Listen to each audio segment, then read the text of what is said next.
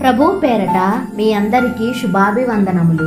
ఈరోజు మన అనుదిన వాక్య ధ్యానమైన ఎడారిలో సెలయేర్లలోని వాక్యము. సహాయము చేయుటకు నీకన్నా ఎవరునూ లేరు. 2వ దినవృత్తాంతముల గ్రంథము 14వ అధ్యాయము 11వ వచనము. దేవునిదే పూర్తి బాధ్యత అని ఆయనకు గుర్తు చేయండి. నువ్వు తప్ప సహాయం చేసేవాళ్ళు మరెవరూ లేరు.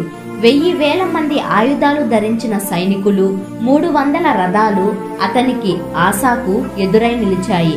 అంత గొప్ప సమూహం ఎదుట తనకై తాను నిలవడం అసాధ్యం.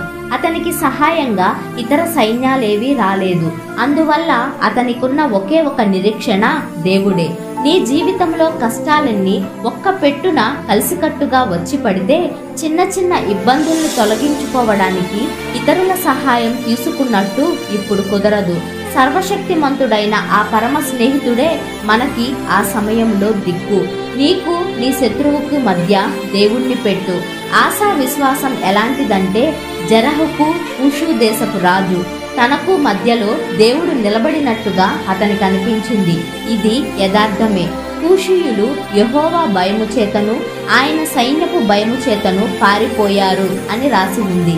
ఇజ్రాయేలు వారి పక్షంగా పరలోకపు సైన్యాలు వాళ్ల శత్రువుల మీద విరుచుకుపడి అంత గొప్ప సైన్యాన్ని ఊచకోత కోసారేమో అన్నట్టుగా ఉంది.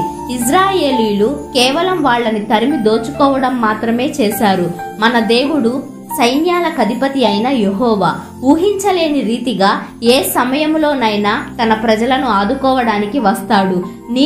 నీకు వచ్చిన కష్టానికి మధ్యను ఆయన ఉన్నాడని నమ్ము.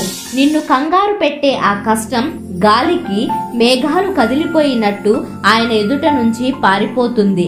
దేనికైనా ఆనుకునే ఆధారం కరువైతే, కోటలు బద్దలై కూలిపోతే దేవుడున్నాడన్న ఆలంబన తప్ప మిగిలిందంతా అయోమయమైపోతే నమ్మకం నిలబడే తరుణమిదే. వీక్షించే బాట కన్నా విశ్వాసపు చూపు మిన్న.